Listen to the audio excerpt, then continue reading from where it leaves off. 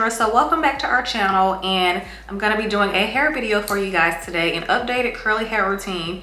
It's been quite a while since I've done a hair routine video on the main channel, and if you guys didn't watch any of my hair videos last year when I was talking about how to get rid of heat damage and to get your curls to be super healthy, if you guys didn't watch that video, you should probably check that out, because I talked a lot about how to get rid of heat damage, and I mentioned that most of it you have to cut it off. And I did end up cutting off a lot of heat damage in the front of my hair. It was mostly this section, and it was about like this much, so I had to cut a ton off. And my curly hair in the front, to like the front section, was pretty much up to my eyebrows, so it's grown quite a lot. And you guys know I have shrinkage, so it's pretty much here now. And I will be doing an updated video on that and all the tips that I did to get my curls back, besides just cutting off a lot of heat damage, but that's for a later video. In this video though, I'm going to be sharing with you guys my hair routine from start to finish. I'm going to be sharing a little bit of my hair oiling routine, of course shampoo, conditioner, deep conditioner, and of course styling my hair. And I'm going to be sharing with you guys one of my favorite styling routines, like wash and go routines. It's just 2 products. And it gives me the softest, fluffiest, like defined curls that I have here.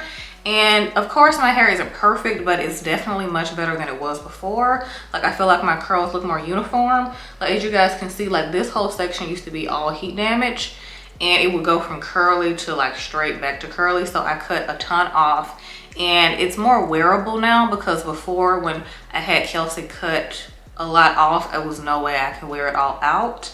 I was wearing like a lot of protective styles in the front, so like twist, braids in the front, like I was having her do all kind of different styles so that I could wear like the back out, but I just could not wear the front because it was way too short. But like I said, this is more wearable and presentable, and my hair is super fluffy, soft, super healthy. So yes, I'm gonna stop rambling now, and you guys can sit back and watch my curly hair routine from start to finish. Hope you guys enjoy. If you want to know anything about the products that I'm using, I will link them all in the description box if you're interested.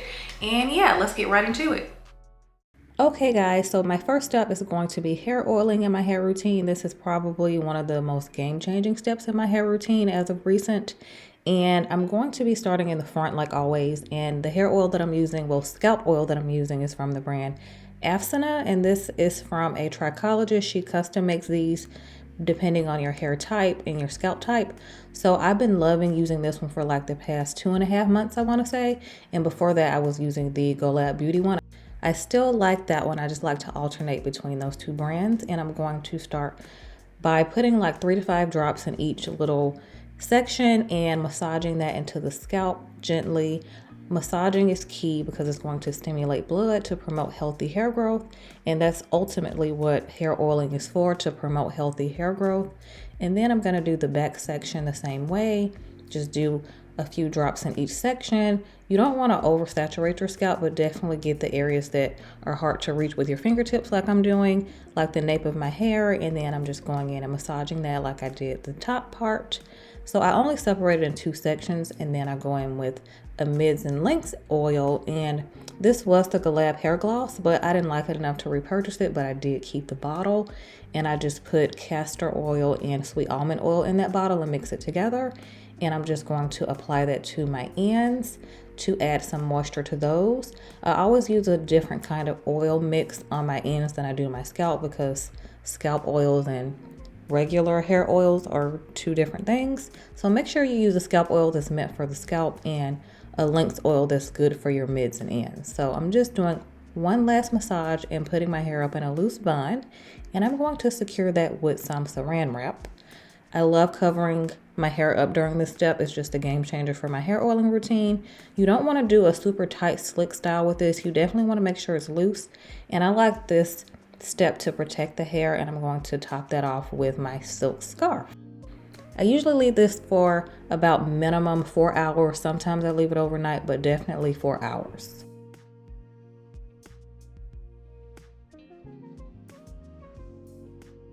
Next step is going to be my wash routine, and I usually like to rinse out those oils for about 60 seconds before I let some shampoo hit my scalp. And the first shampoo is going to be my Way Detox shampoo.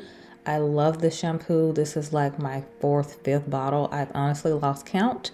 And this is a great first shampoo just to get rid of a lot of buildup and get the scalp nice and clean first before I go in with my second shampoo, which is the Briogeo Scalp Revival. This is like a scalp scrub slash shampoo, and I really love this product. It gives it like a nice tingling feeling, and it just makes the scalp feel really rejuvenated and extra clean. You always want to do a double cleanse just to ensure that your hair doesn't have any more product buildup, because that can lead to hair thinning and we don't want that. So you definitely want to get a good wash routine in, and double shampooing is key for me. And I'm going to go in with a regular conditioner, even though this bottle says deep conditioner. This is the Shea Moisture Deep Moisturizing Conditioner. This is a fantastic step to detangle my hair before I go in with a hair mask. And I love this conditioner, super moisturizing. And I love a moisturizing step before I'm going to do any kind of like reparative kind of hair mask. So this is really great for finger detangling. I don't really use a brush. I don't like brushes for my hair. They just don't work for me. The hair mask I'm using is from L'Oreal. This is their Absolute Repair Mask. This is my first time trying this bottle, not this time. I will definitely be repurchasing this product. It worked so well on my hair. My hair was super soft, and I had minimal like hair fall in the shower. So love this hair mask. I'm going to leave it in for about 10 to 15 minutes. So after rinsing out my hair mask, the next step is going to be styling, and I'm going to be using two products. The first one is going to be a product from KenMurrell. This is going to be my leave-in, and it's the Honey Hydrate leave-in. I love this stuff. This is probably like top 3 favorite leave-ins of all time for me, just because it does a fantastic job of adding moisture and hydration to my hair.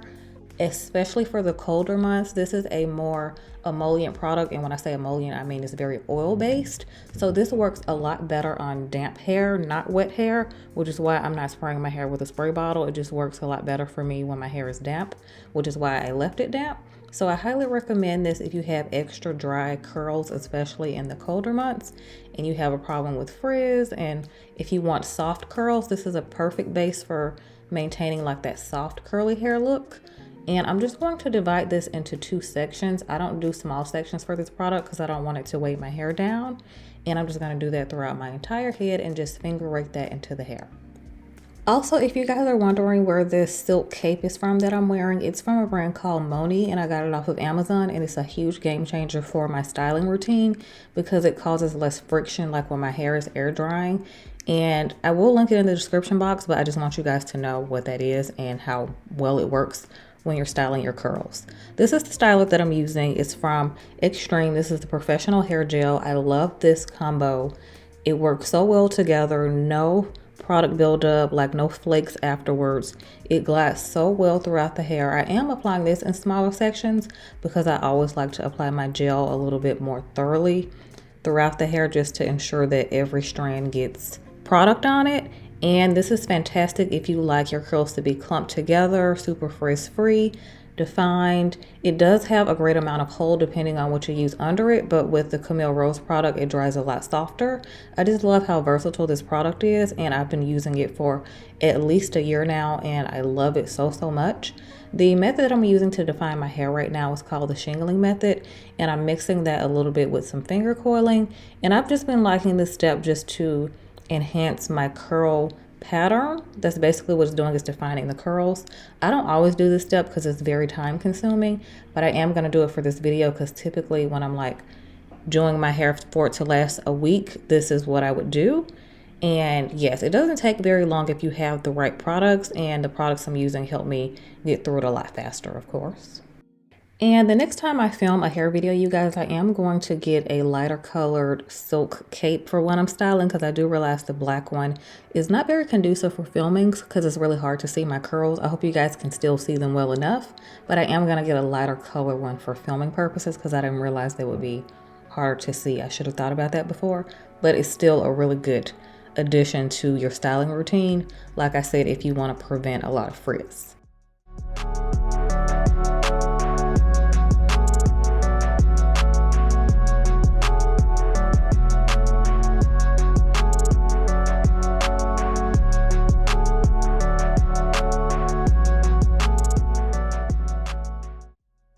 And moving on to the front, I'm going to do more of a finger coiling method than shingling method. It's kind of a mixture, and that defines the front curls even more, even though I don't really need to do that as much anymore because I don't have any heat damage. And of course, I love to air dry. You guys know I don't really like to diffuse unless I absolutely have to. This was the next day, and I'm just taking my hair out of like this banding method of stretching my hair because I did stretch it with a concentration nozzle. I do have a video on stretching my hair if you guys are interested, and you guys can go check that out. But yeah, my hair is completely dry here, 100% dry, and I love the way it came out, super fluffy. And this wash and go looks better as the days go by.